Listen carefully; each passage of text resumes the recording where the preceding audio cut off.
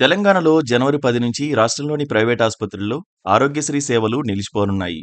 ఈ మేరకు వైద్య సేవలు నిలిపివేస్తామని నెట్వర్క్ హాస్పిటల్స్ ప్రభుత్వాన్ని హెచ్చరించాయి.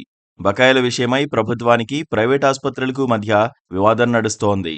గతేడాది కాలంగా బకాయిలు చెల్లించకపోవడంతో తీవ్రమైన ఆర్థిక సమస్యల్లో ఇరుక్కున్నామని ప్రైవేట్ హాస్పిటల్స్ యాజమాన్యాలు చెబుతున్నాయి. తమ సమస్యలు పరిష్కరించకపోతే జనవరి 10వ తేదీ నుంచి రాష్ట్రంలోని ప్రైవేట్ హాస్పిటల్స్లో వైద్య సేవల్ని నిలిపివేస్తామని తెలంగాణ ఆరోగ్యశ్రీ నెట్వర్క్ హాస్పిటల్స్ ప్రకటించాయి. ఈ మేరకు ఆరోగ్యశ్రీ సీఈఓకు ఈమెయిల్ ద్వారా సమాచారం అందించాయి. తెలంగాణ వ్యాప్తంగా ఏడాది నుంచి బకాయిలు చెల్లించడం లేదని మెయిల్లో వెల్లడించారు. ఆరోగ్యశ్రీతో పాటుగా ప్రభుత్వ ఉద్యోగుల ఆరోగ్య పథకం, జర్నలిస్టు హెల్త్ స్కీముల్లో కూడా భారీగా బకాయిలు ఉన్నాయన్నారు. పెండింగ్ బకాయిల వల్ల ప్రస్తుతం తీవ్ర ఆర్థిక ఇబ్బందులు ఎదుర్కొంటున్నట్లు Telangana Aarogyasri network hospitals association వెల్లడించింది. రాష్ట్ర వ్యాప్తంగా దాదాపు 1000 కోట్ల రూపాయలకు పైగానే బకాయిలు ఉన్నాయని అంటున్నారు. గత బీఆర్ఎస్ ప్రభుత్వ హయాంలో 9 నెలల బకాయిలు చెల్లించకుండా పెండింగ్లో పెట్టారని చెప్పారు. బీఆర్ఎస్ ప్రభుత్వం హయాంలో 672 కోట్ల రూపాయలు పెండింగ్ ఉండగా కాంగ్రెస్ సర్కార్ కొలువుదీరిన తర్వాత అది మరింత పెరిగిందని అంటున్నారు. గతంలో ఫస్ట్ క్లెయిమ్, ఫస్ట్ పేమెంట్ తరహా పద్ధతి ఉండేదని తానా చెబుతోంది.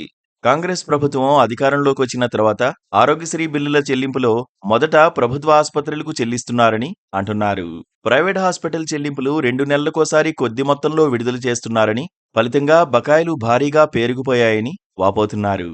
జనవరి 10లోగా పెండింగ్ బకాయిలను మొత్తం విడుదల చేయాలని, లేదంటే రాష్ట్ర వ్యాప్తంగా నెట్వర్క్ హాస్పిటల్స్లో ఆరోగ్యశ్రీ సేవలను నిలిపివేస్తామని అంటున్నారు. కాగా ప్రభుత్వ వాదన మాత్రం మరోలా ఉంది. గతేడాది కాలంలోనే నెట్వర్క్ హాస్పిటల్స్కు దాదాపు 820 కోట్ల రూపాయలను విడుదల చేసినట్లు చెబుతున్నారు. బీఆర్ఎస్ హయాంలో ఉన్న బిల్లులు చెల్లించడంతో పాటుగా కొత్త బిల్లులు కూడా క్లియర్ చేశామని అంటున్నారు. ఆరోగ్యశ్రీ బకాయిలు 400 కోట్ల రూపాయలకు మించి ఉండవని చెబుతున్నారు.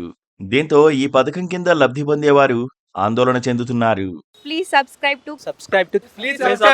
subscribe to KTV Telugu. KTV Telugu. KTV Telugu. KTV Telugu channel.